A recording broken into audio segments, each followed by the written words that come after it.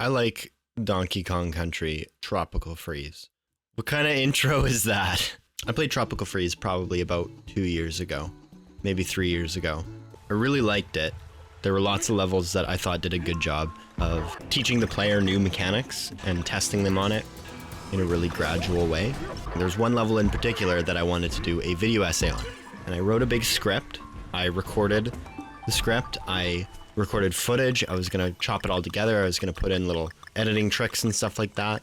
It was close to done, and it was just so cringy. It was so unfunny, and I just did not like it. So I put it away. I never started a YouTube channel. But now I have so much time on my hands because the Rona, you know? So I figured I'd record my voice, go through the footage I have, and talk about this level.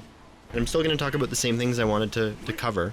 I just don't have it in a very scripted way. So, but this level is definitely worth looking at just from a design perspective. I think it's quite interesting. So it's 3-2 Baobab Bonanza.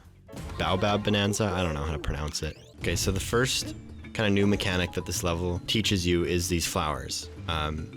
Just how they tilt, and if you go left or right on them, they tilt both ways. When they first introduce it to you, they make it relatively safe. They've got these mushrooms underneath that are hidden just out of sight, but more often than not, you're probably going to land on those and be okay. Unless you're like me, I legitimately just died here. So it introduces that, and then it introduces these rolling nuts in a way where it introduces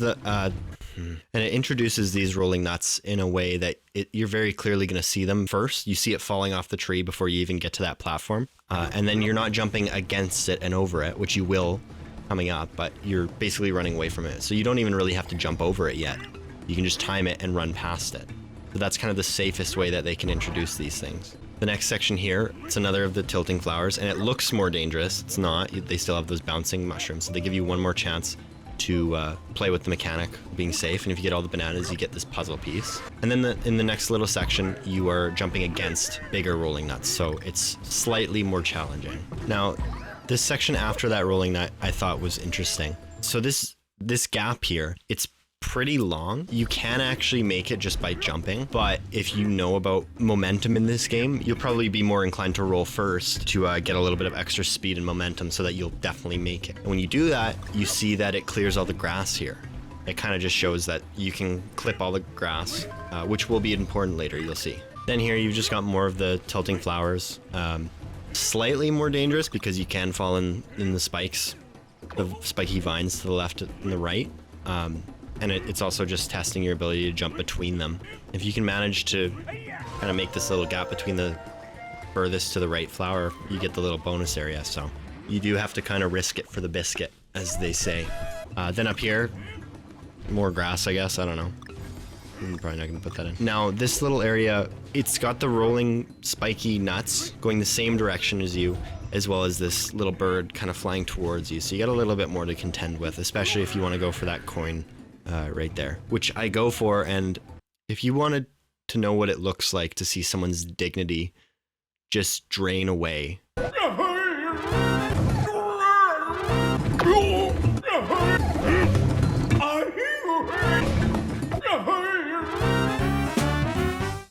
don't know why I found that so challenging. Something about knowing that I was being filmed, even though I can film this as many times as I want. You know, I can have footage of Donkey Kong for 10 hours if I want. It's my channel.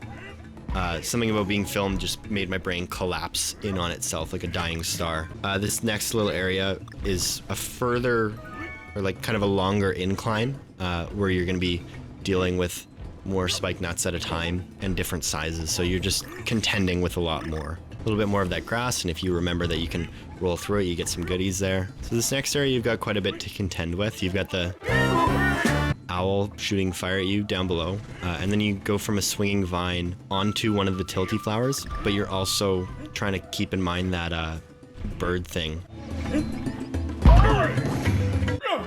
Well, that would have been quite the play.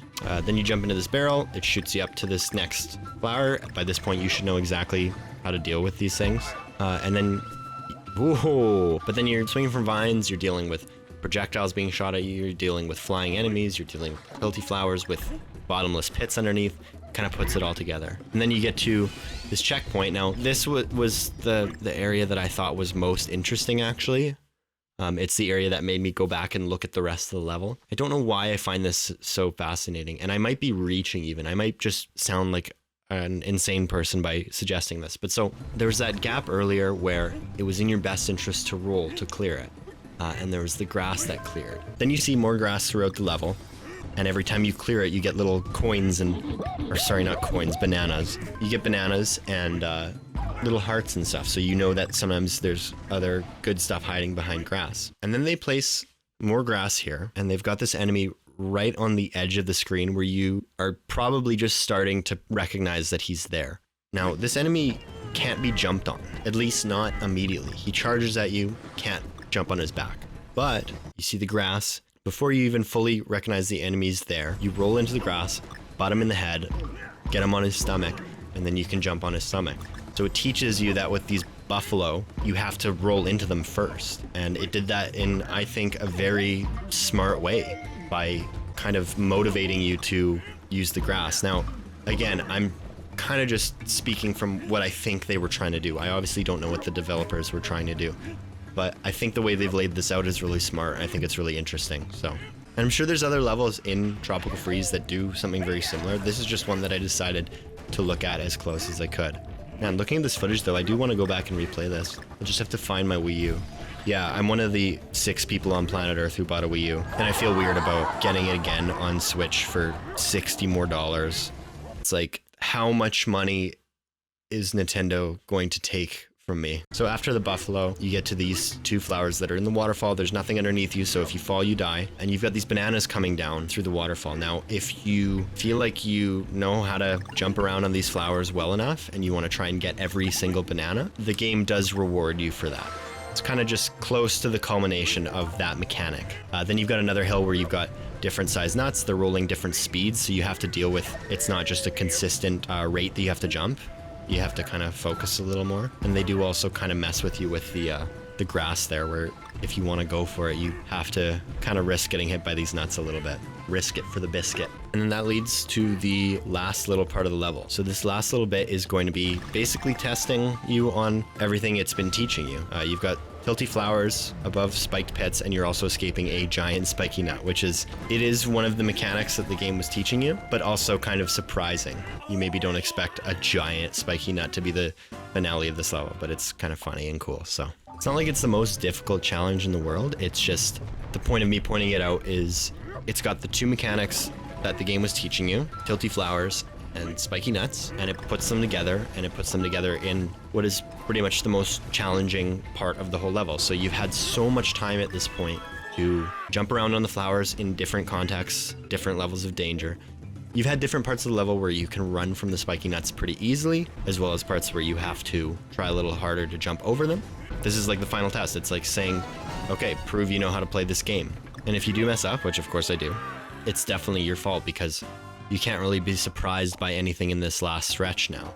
You can be surprised in the sense like, holy, that's a big nut, but it's not like it's the first time you've seen that mechanic. Same with the flowers. It's not the first time you've seen this mechanic at this point. In fact, you've probably seen a little bit too much of these tilty flowers. I don't actually even like this mechanic very much. I just think this level's interesting, but it's far from my favorite level in this game. And then you make it, and you're done. So that's it. That's a level that I think is really interesting, and a level that I think is a good example of how people designing platformer levels can teach a player about new mechanics and then test them on them in more difficult ways and then integrate them together, so you've got 2 things going at once. There's a lot of interesting things going on in Baobab Bonanza.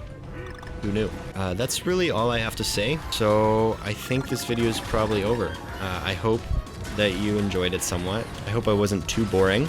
I know I'm kind of boring, but I just felt weird trying to make stupid, dumb jokes that I normally wouldn't. So I'm just gonna be myself and probably make more videos, probably about video games, because this was fun. So yeah, thanks for watching, and hope you liked the video, and I will hopefully see you in the future. See you later.